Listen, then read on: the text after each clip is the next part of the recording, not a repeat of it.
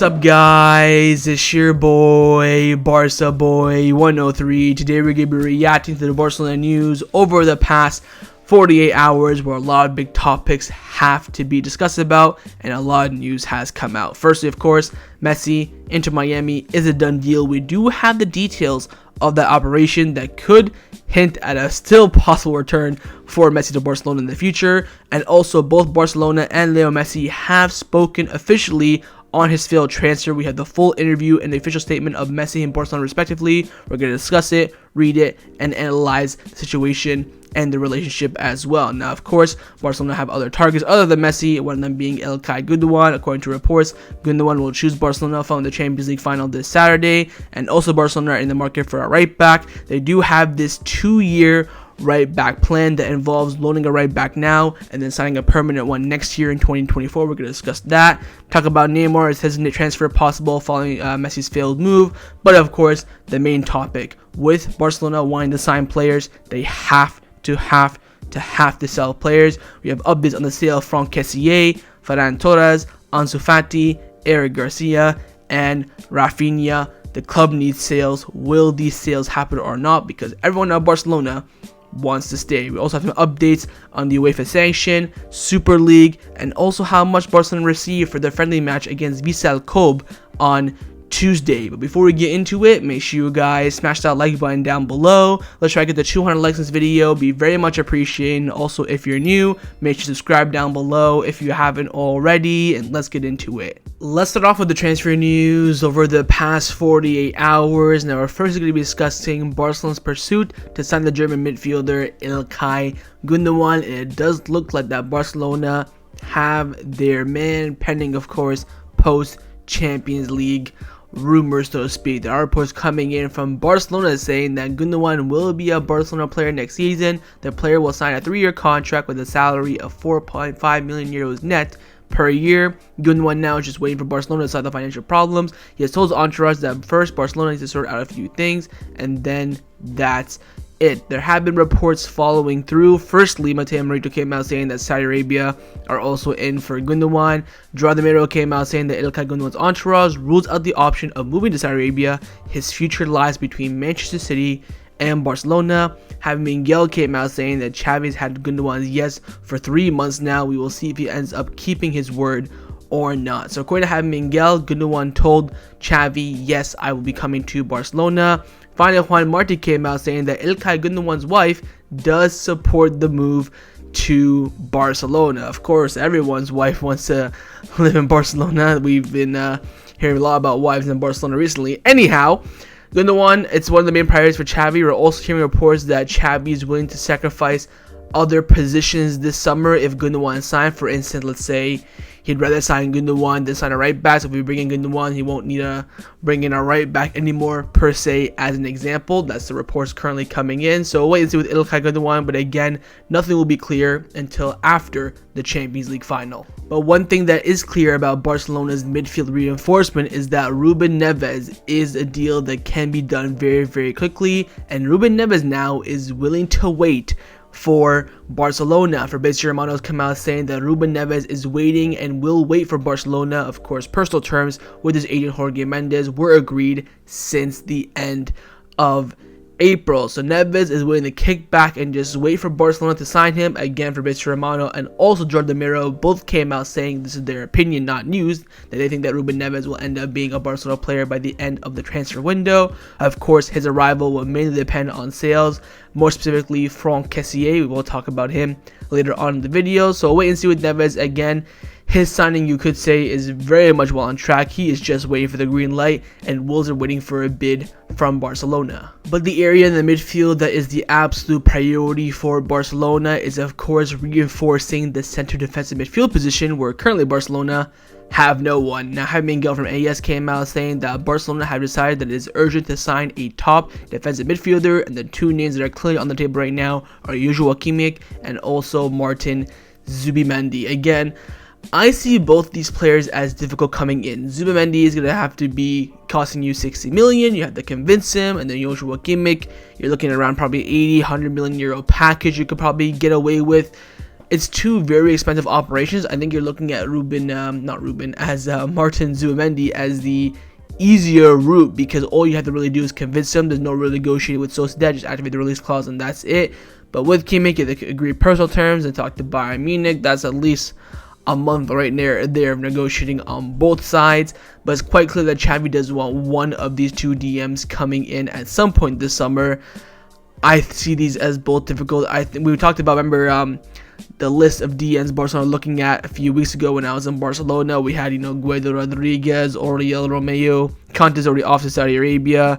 Trying to remember other names. Sofiane Amrabat was mentioned, Artur Vermeeren from Belgium.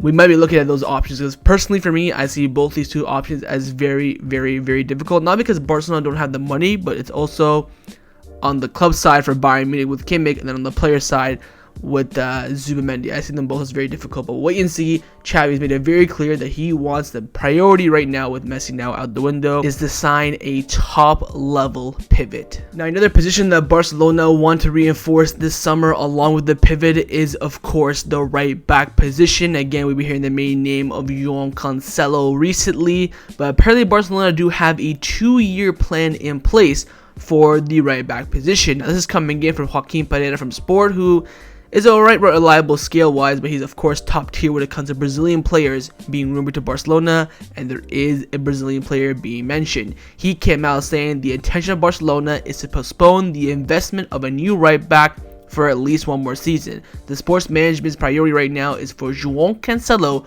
to arrive on loan this summer and then sign Monaco right back Vanderson in 2024. So Cancelo comes in now, 1 season loan, loan expires, goes back to Man City, and then Vanderson will come in next summer. That is apparently Barcelona's plan. Now, if you look at it from the Man City side, if I'm a Man City director or anyone who in the Man City boardroom, and I'm reading this, I'm thinking, why in the hell am I going to just bless Barcelona with a loan for Cancelo out of nowhere? That's what I'm thinking. This plan is fine with me, I get it, but I would say it's damn near impossible for Barcelona to execute. I think to convince City to loan Joao Cancelo, you're going to have to pull a Jorge Mendes favor, maybe signing João Matinho on a free transfer now or something, because there's no way Man City is just going to let Joao Cancelo leave on loan, especially with them knowing that 100% no matter what happens, Barcelona are not going to buy him. So for me, in my opinion, I think second to the pivot, the right back position should be the reinforced desperately, badly, but there's clearly no long-term plan in that decision, because the club want to spend the majority of their budget on the pivot, which it makes sense to me. I think the pivot should be the number one priority, but I think number two should still have somewhat of investment, but it's looking very difficult at the moment. So wait and see.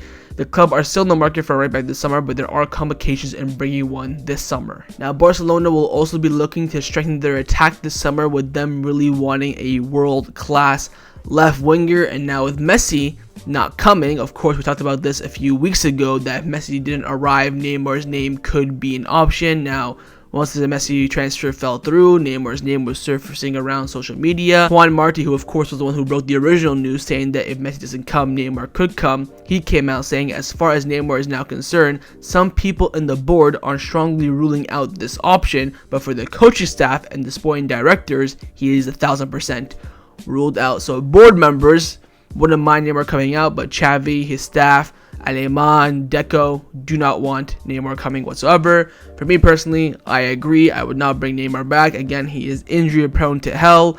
He's going to be asking for February off for his sister's birthday. I get it. He'll take a pay cut. Whoop-de-doo. Anyone would take a pay cut to join Barcelona. For me, that's not a big deal. I wouldn't bring back Neymar. I think maybe if he was a bit younger, if he's still like 27, 28, 26 just, maybe you can analyze it, but at his current age, for me, that ship has sailed. Unless we're absolutely desperate and we desperately need a world-class left winger and he's coming in for very cheap, maybe, but for me, I would look elsewhere very hard, and there's last second, no other route, it's Neymar or nothing.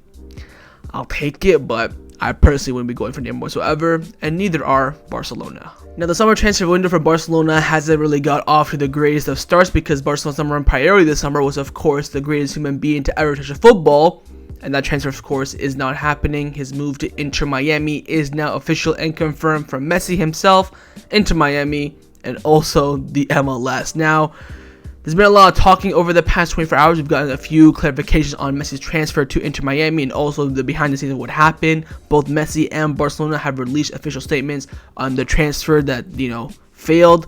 So we're going to talk about that, but I first want to discuss some of the reports that came out before Messi and Barcelona spoke. Firstly, Abdul Gaston from TYC Sport came out saying that Leo Messi's contract with Inter Miami will be on a year-after-year basis. He's only insured right now until June 2024. It is stipulated that the contract for the 3 years, but he has the option to leave every single year. So it's a 1-year contract plus a 2-year option. So we'll be back in 2024 with more Messi transfer news. Of course, keep in mind as well, the MLS runs from, I think, February to August. So it's different from Europe. So we see a lot of players from August until January, even January until June, come on loan to Europe, because from February to June, MLS is just starting. You're not in playoff season and big moments, so a lot of players do it. We've seen Thierry Henry do it in the past, Frank Lampard. I've seen a lot of small transfers Castellanos for Girona, their striker. He's on loan from the MLS team, so you can see a lot of these deals happening. So even a loan move for Messi, I don't think, is ruled out. Now, more reports from Richard Romano came out saying that, look, the reality is that Messi did everything he could to play for Barcelona. The club also tried everything as well until the last moment. They even tried to sell Ansu Fati, Ferran, or Franck Kessie, but neither of them could leave. But it was up to La Liga and fair play. That was the main reason why Messi could not arrive. He was correct on that. We'll talk about that later on. And also, Samuel Marzan came out saying it's not just that Messi didn't want to wait for Barcelona. He also didn't want there to be a reason why a certain player must be sold or asked to reduce wages. That has also been confirmed in Messi's interview. We'll talk about that. And the fact that Samuel Marzan got that beforehand just shows how reliable he is. So, basically what I want to tell you guys is Messi's contract at Inter Miami is on a year-to-year basis. He'll decide at the end of the season if he'll want to continue or not. Inter Miami now are in for Busquets, Jordi Alba, and Luis Suarez, Angel Di Maria, Paredes. So, Messi FC is going to be in full effect. So, we'll wait and see if they can pull all those transfers off. But let's not discuss Messi's transfer, his interview. He did an interview with Mundo Deportivo and Sport, talking about everything from the moment he left Barcelona until yesterday. Let's get cracking. Messi, this is all direct quotes from Leo himself. He came out saying in the first at the beginning of the interview, I'm not going to be returning to Barcelona. I'm going to be going to Inter Miami. Some LeBron James vibe. I thought I was going to say South Beach for a second. I was very excited about a possible return, but after having experienced what I experienced and the exit I had in 2021, I didn't want to be in the same situation again. Exactly what I said in the confirmed video as well. Messi was scared that 2021 was going to repeat himself. He didn't want to risk it, so he decided to leave. Waiting to see what was going to happen and leaving my future in the hands of others. I heard that Barcelona had to sell players or lower player salaries, and the truth is I didn't want to go through that again. So again, Samuel Marzan report confirmed by Leo Messi. It was an exceptional year with the World Cup in the middle of it, which changed a lot of things. If the Barcelona thing didn't work out, I wanted to leave Europe, get out of the spotlight, and think more of my family. And obviously, I do miss Barcelona. So Messi confirms that he had offers from Europe, other European teams, but he said the only team that he's going to go to in Europe was going to be Barcelona. If not, he wanted to go out, get out of the spotlight a bit, and just enjoy life with football, of course. Because I was saying that, in fact, my first year in PSG was very difficult. After my departure from Barcelona, I always followed the club, and I always remembered the memories with Barcelona. I might cry reading this, bear with me. Although I heard that it was what was said that La Liga had accepted everything, and everything was fine for me to return, there were still many things that had to be done. So you knew that La Liga gave the green light for his return, but of course the things had to be executed. I had the other European offers, but the only European club I wanted to play for was Barcelona. I was in constant contact with Xavi. We were talking about the matches, situation in the club. The truth is, we used to talk a lot. And of course, Xavi mentioned this. Reports about this always, that Messi and Xavi talk basically every single day. In 2 years at PSG, I didn't enjoy myself, and this affected the life of my family. When I was in Barcelona, I used to go to take care of them, but here I do that very left. The main reason for my decision was also from a family level, to enjoy the day by day with them. So he's saying that, if you remember back in the day, if you were a Barcelona fan like 2014, 15, you see a lot of videos of Messi and Suarez taking their kids to school, taking them to training as well. Their kids were in the same league, stuff like that. He's there vibing, having fun, drinking mate, watching his kids play soccer. He was really connected with his children, but in Paris, all that fell through. So one of the main reasons why he went into Miami was to get that connection back with his family and his children. He continues on by saying that hopefully in the future he comes back. I don't know, but hopefully one day I can still contribute something to Barcelona and help, because it's a club that I love, and I've always said this. I appreciate the affection I had from people during my career, and I would like to be there again. He was asked about his name being chanted during the 10th minute of every game of the Camp Nou. That for me it was beautiful and I enjoyed it, because the truth is that I left in a strange way. I want to leave in a similar way like Busquets did, Jordi, and even Xavi and Iniesta, to be able to say goodbye to the people. That's why I was so happy when I heard my name at the Camp Nou or at Barcelona. In addition to the fact that the love is always there and it's very mutual, it was a strange feeling to hear my name at the Camp Nou and not be there. Dang.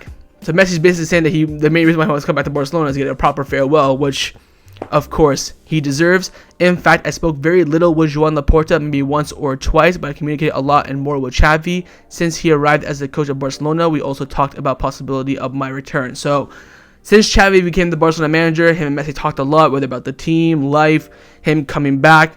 And in terms of the transfer to coming back to Barcelona, he said he only spoke to Laporta maybe once or twice. So at least they spoke. I think there's no beef there anymore, but again, really talked to Joan Laporta. That was of course mainly the job of his father and agent Jorge Messi. The truth is that money has never been a problem or an obstacle for me. We never even talked about that in the contract. Only a motion was passed, but it was not a formal offer because we didn't know if it would be possible or not. So Messi said that him personally never spoke to Xavi or Laporta about money, and he was never sent an official offer, only an unofficial offer pending, of course, his registration, all that sort of stuff. There was an intention, but we didn't, even talk about money officially. And if it was about the money, I would have gone to Saudi Arabia or somewhere else. It seemed like a lot of money to me, and the truth is that my decision was more for my family.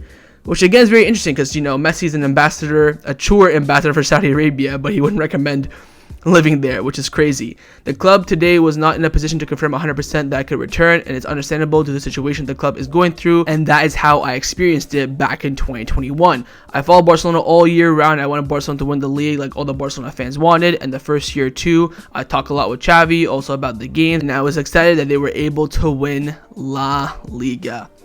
He's just another culé, lads. Just love to see it. Surely there are people who don't want me back just as they want me to leave when I had to leave. Like many people I know wanted me to come back, and they expressed it and made it public. So Messi's saying there's some people in the boardroom that don't want him back. Whoever that is should be sacked, in my opinion. Anyways, but there are certainly people from the administration who don't want me to come back, and they think that my return is not good for the club.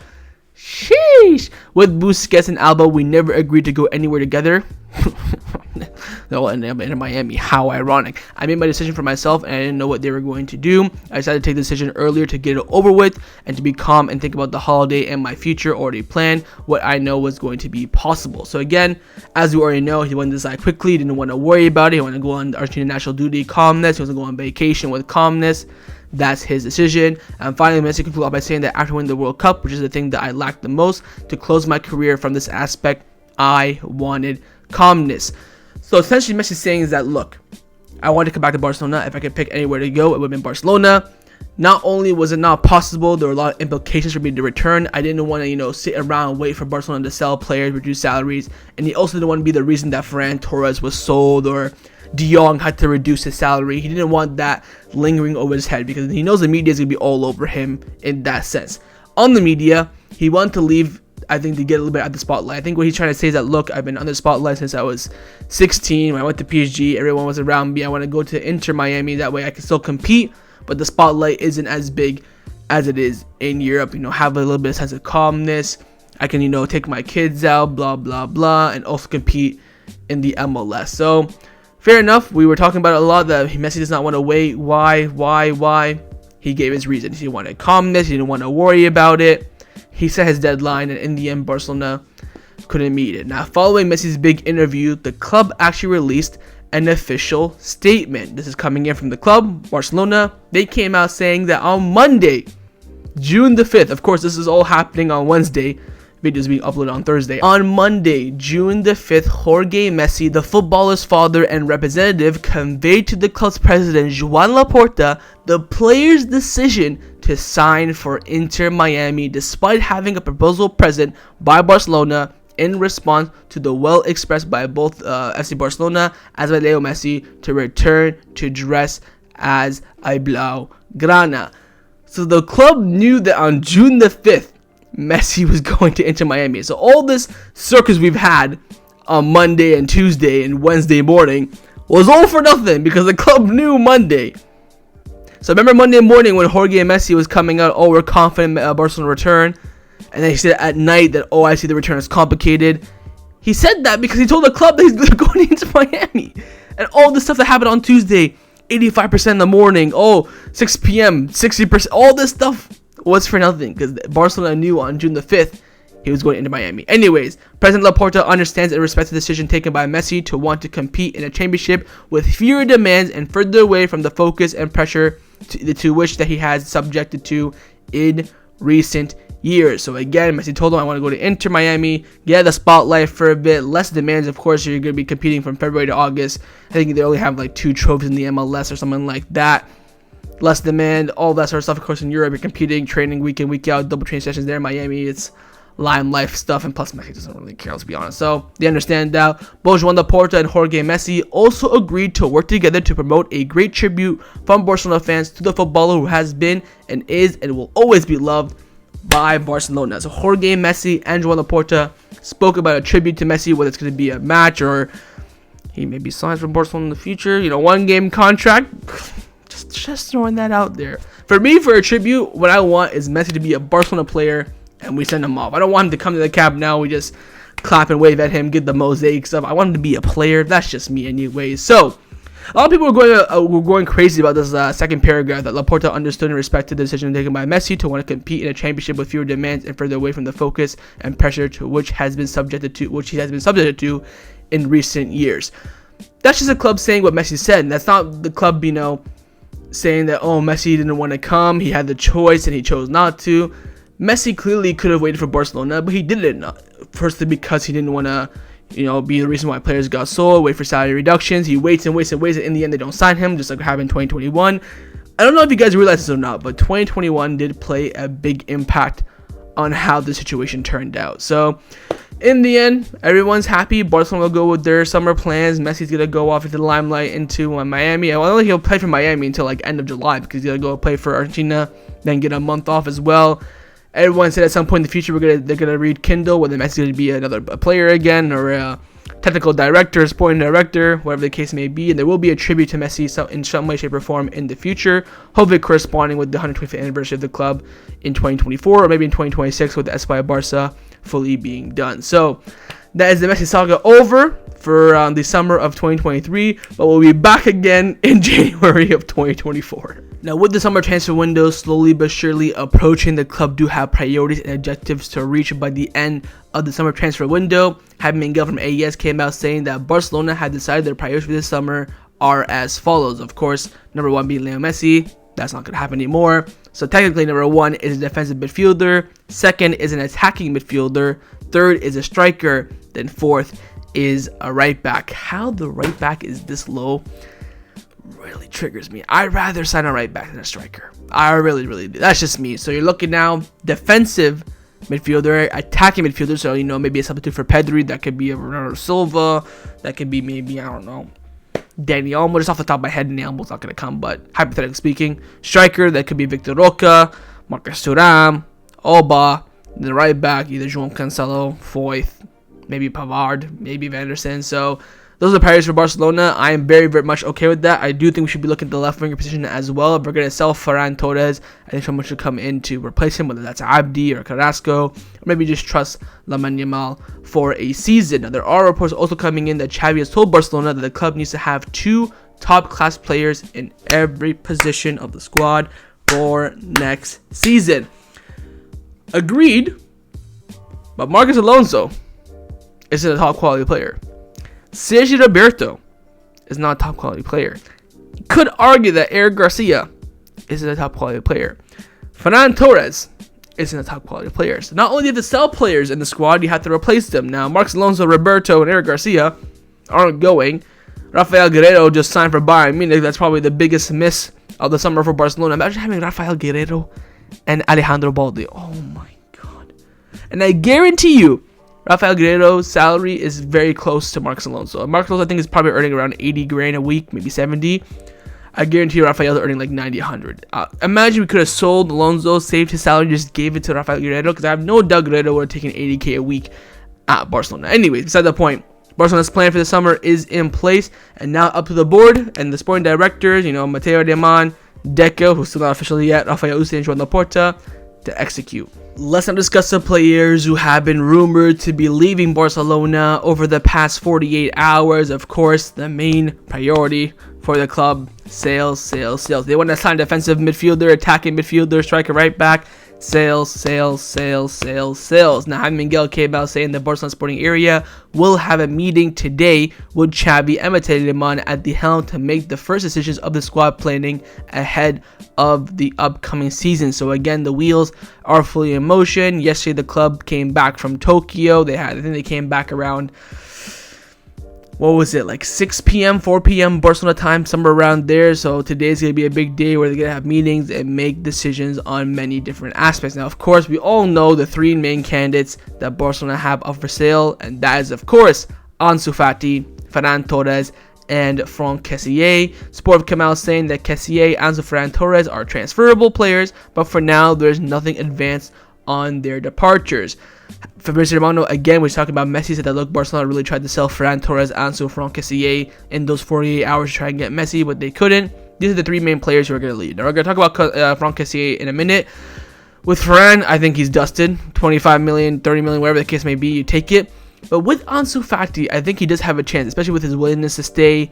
No offers for him. I think he can stay, especially now with Messi not coming. You could have Dembele and Raphinha on the right, Ansu and, let's say, Abde on the left. You get rid of Ferran Torres, then you have Lewandowski and the striker coming in. So I think Ansu Fati does have a very strong chance of staying. I personally would bet on Ansu Fati for one more season, mainly because I don't want to see anyone else with that number 10 shirt. I think whoever gets the number 10 shirt next season, if it isn't Ansu Fati, is going to be under immense amount of pressure. But that's just my opinion. But there have been a lot of advancements in the Franck Kessie transfer. We'll talk about that later on. But with Ferran Torres and Ansu Fati right now, it is very, very quiet on their potential exit. Now, the main reason why Barcelona are going to struggle to sell players this summer is because those set players do not want to leave. Ansu Fati doesn't want to leave, Ferran Torres doesn't want to leave, and neither does Franck Kessie. Now, Jaime Miguel, he's moving a bit mad lately, but he came out with a report saying that Franck Kessie has now opened to the idea of leaving Barcelona after having communicated his plans to him, saying that you're up for sale, not sporting wise, just economic wise, the club want to put you for sale. Apparently, Franck Kessie was open to it. Barcelona want around 35 million euros for him. Many clubs want him, although there are no offers for him quite yet. Clubs being Liverpool, Inter Milan, AC Milan, Tottenham. After this report came out, Franck Kessie's agent came out denying the report, saying that the rumors that the midfielder opened the doors in order to leave Barcelona are absolutely false. So he's come out, absolutely shut down Jaime Miguel's report. Then Joao Cancelo came out saying that Franck Kessie's agent was in Barcelona yesterday. The players' entourage have communicated to Barcelona that they do not want to leave the club. Sport then confirmed this as well, saying that Kessie, who's one of the players chosen by Barcelona to make cash, but his representatives say that he does not want to leave. At the moment, there are no concrete offers for the player. Once maybe an offer comes in, things can change, but with there not being any offers, Franck Kessie and his entourage are firm that they want to stay at Barcelona this summer. Honestly speaking, not too bothered by this because I don't really want us spending 50 million on Ruben Neves, but we have to do a favor for Jorge Mendes, and also we do need a sale officially in the books because that's going to help us financially. We're still technically in the 1-4 rule. We got to get out of that and get into the 1-1 rule. That way we can spend some money. I don't think we're going to spend any money on any transfer officially. Of course, maybe we can agree a deal, but we won't spend any money until we get some sales coming in. So we'll wait and see on this aspect for Franck Kessie. He's one of the main players to, leave the club that the club wouldn't be, the club would be happy for. Of course, Ansu Fati is a risk. Ferran Torres you just want to get rid of, and Franck Kessie, he's a good player, but just doesn't really fit Barcelona at the moment. His passing is really off the charts. Still a profile that the club wants to keep, of course, but they will be selling him purely for economic reasons. Now, with players refusing to leave the club this summer, Barcelona may have to act and sell players who the club want to really keep but are open to leaving to the club, and one of those main names, of course, is Raphinha, who wants to stay, of course, confirmed he wants to stay. Xavi wants him to stay as well, but if an offer comes in and Barcelona tell Raphinha to leave, he will be open to it. And Kobe have come out saying that Barcelona are ready to listen to offers starting at 70 million euros for Raphinha. I am a bit worried about this because I know for a fact if an offer comes in that Barcelona like, they will sell him. They'll tell Raphinha, look, we want to keep you, but economic reasons, out the door. I'm 100% sure of that. And I think especially now with Messi now coming in, we must keep Raphinha. He is pivotal. It's now the front three next season is going to be Raphinha, Lewandowski, Dembele. I think Dembele has to stick on the left, even though he's better, could argue better on the right. Our best performance last season was Super Cup, of course, against Madrid, where Dembele did play off the right-hand side. But I think on the left-hand side, he can still do a job, and also you want to have that substitute as well. Xavi wants 2 top-class players per position, so you want to keep Raphinha as well. I'm very, very worried about this because I'm 100% sure an offer comes in for Raphinha that the club do like, they will take it. So keep your eyes on Raphinha's situation. Again, the club don't want to sell him. Xavi doesn't want him to leave. Raphinha wants to stay, but an offer will change everything. The club could even get so desperate for sales that they end up selling Barcelona's, useful squad players, one of those being Eric Garcia. According to Xavi, you might have a different opinion, but that's according to Xavi. Miguel came out saying, in addition to Ansu Fati, Ferran Torres, and Franck Kessie, Barcelona could contemplate selling other players like Eric Garcia if a good offer comes in. So essentially, any offer that comes in that's decent, the club probably will accept it. Unless it's not for the untouchable players, Balde, Araujo, Gavi, Pedri, Lewandowski. If it's not for them, Frankie de Jong, Ter Stegen, if it's not for them, it's basically going to be analyzed, which is crazy. We're really desperate at this point to sell players to get into the one-run rule. I'm now reading this and I'm thinking, remember back like 2 months ago when Gerard Miro came out saying, oh, the club have a 60 million euro bid on the table, big exits are going to happen this summer, you're not ready for it, and nothing's happening whatsoever.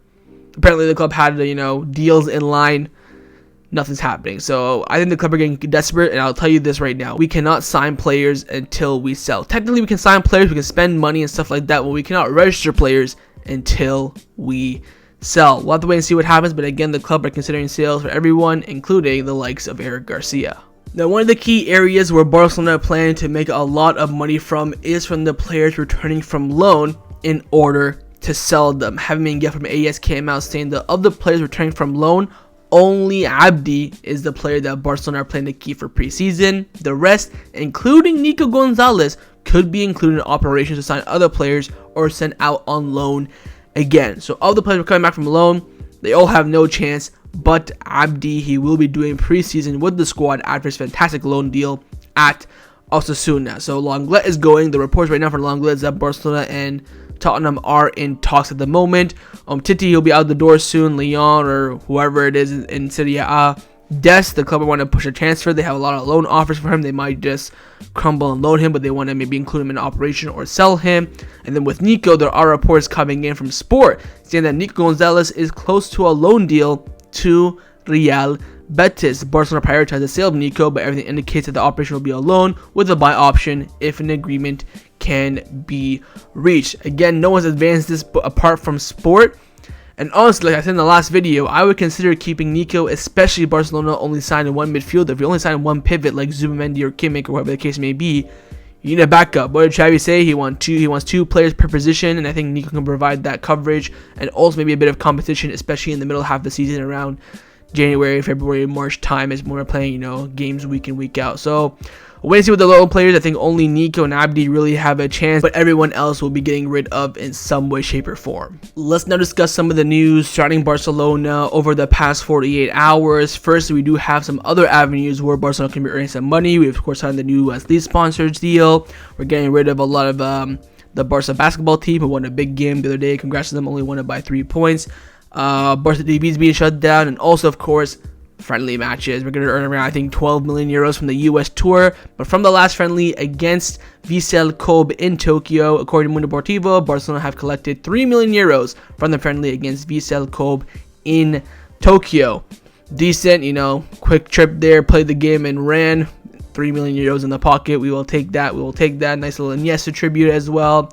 Vibes were good. Good city for the players to chill, but they probably got to chill. They just came and played and left. So fair enough to them. That's a nice, easy profit there. The club will have to be doing a lot of this over the next few months in order to earn that much needed revenue for financial fair play. Now, aside from the Messi news, one of the biggest rumors, in my opinion, over the past 48 hours has been the news of Juventus pulling out of the Super League. The news broke from Relevo. It's now official. Juventus have sent a letter to Barcelona and Real Madrid to inform them they are leaving the Super League project. Juventus released an official statement saying they're now in the legal process of getting out of the Super League. The reality is that Juventus have been forced to do this. They've been getting points deducted from Serie A left, right, and center. They've been threatened to be kicked out of Europe for like 3 or 4 years. Their president Agnelli was, I think, resigned. They were in absolute disarray. They have no money, so their hands were tied. I think low-key Juventus wanted to stay in, but the pressure got to them. And of course, the Barcelona have been dealing with a lot of pressure from the Negreira case to the FFP. I think even Javier Tebas tweeted after this, whoever the last one out of the Super League, make sure you close the light and close the door. So no one in the hierarchies of UEFA and FIFA want the Super League. It's just the clubs because they want to earn their own money, because of course UEFA and FIFA and even the leagues pocket like 90% of the money, and the clubs only get like 10%, although that 10% is big. Imagine how much more money Barcelona could be getting. So again, Juventus are pulling out mainly due to some pressure. Now, can the CF come out saying that Barcelona informed that they have received the communication from Juventus as they are leaving the European Super League project? They will hold talks with Juventus and will be assessed whether or not they will stay on board when there is a ruling from the Court of Justice. Of course, the Super League is still in court, and Barcelona will decide their stance once the court decision is revealed. So we could even see Barcelona pull out as well.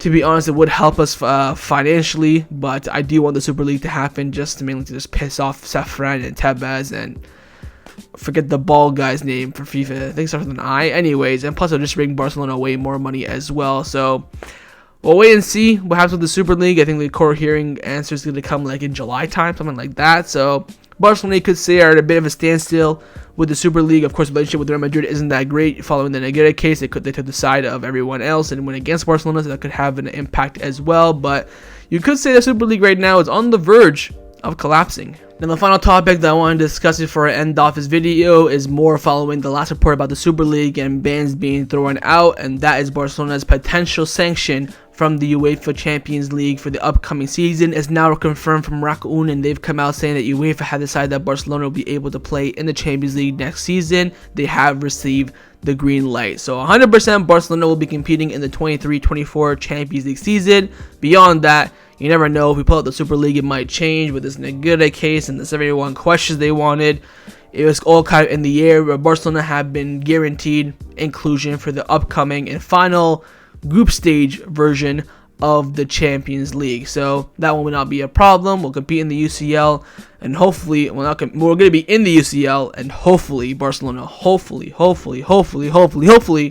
will end up competing. So that was my reaction to the Barcelona news over the past 48 hours. Hope you guys enjoyed this video. If you did, make sure to leave a like, and of course leave your thoughts down below in the comments on everything we discussed. The main thing I want to first, of course, is your thoughts on Messi going to Inter Miami, and also your thoughts on Barcelona's official statement and Messi's interview as well. Secondly, on Ilkay Gundogan, you think he'll choose Barcelona or Man City following the Champions League final? Thirdly, your thoughts on Barcelona's plan for the right back position to loan Cancelo now and then get Vanderson in the future. Would you do anything else differently? Would you just sign Cancelo permanently now, go for Pavard, maybe Juan Foyth?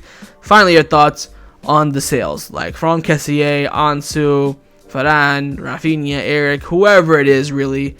Who do you think Barcelona will end up selling to bring in that much needed revenue? And do you think a big player like Frankie de Jong or Ter Stegen could end up leaving, even though Xavi confirmed in that Mundo Deportivo interview a few days ago that no one from the Gala 11 will be sold? Leave me all your thoughts down below, and of course, make sure you subscribe down below as well if you haven't already, and I'll see you guys next time on the channel. Take care, and Forza Barca.